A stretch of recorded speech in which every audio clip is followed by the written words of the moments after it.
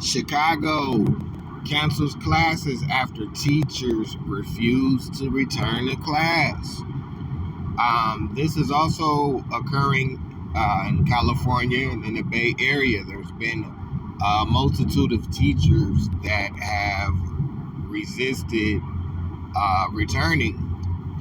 I believe it's similar to the Great Resignation, where people feel like their safety and health concerns are not being put at the forefront.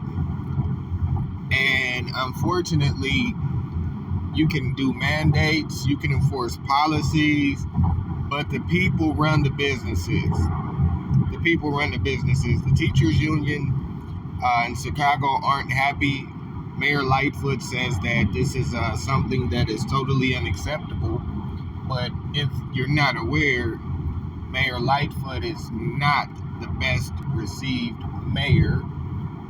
She is one of many minority leaders that are pretty much destroying cities and representing minorities poorly and pretty much serving themselves or their cronies.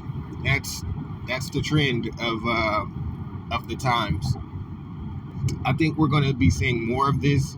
This is also reflective, of course, during the holidays. You're seeing this also with the airlines. I'm not sure if the average person knows, but pilots actually make less than $100,000. Pilots are devalued or undervalued, and majority of them are going to retire. We're probably going to have a pilot shortage in the next decade or so.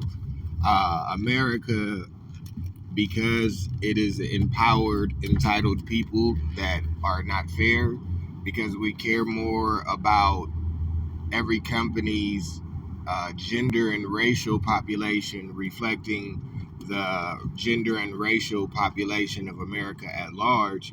It's created a culture of work that is extremely toxic, and many people do not want to endure or want to deal with these things.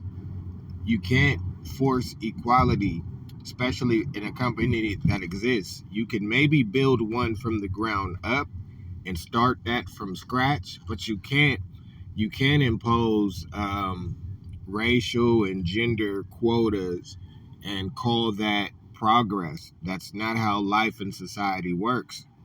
Businesses are created by individuals.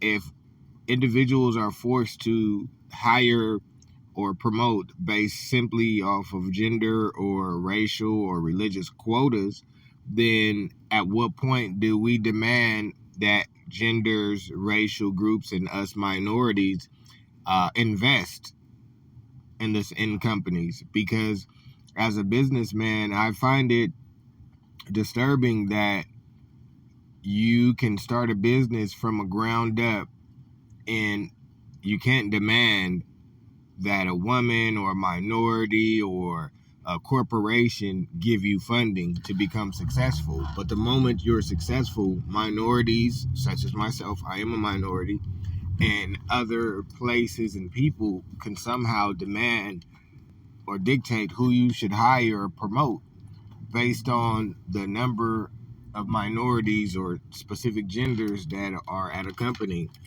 And I think that's a mistake. I think it's a mistake that's going to haunt us for probably at least a century or more. You can't force equality. It's something that has to be naturally and uniquely adapted.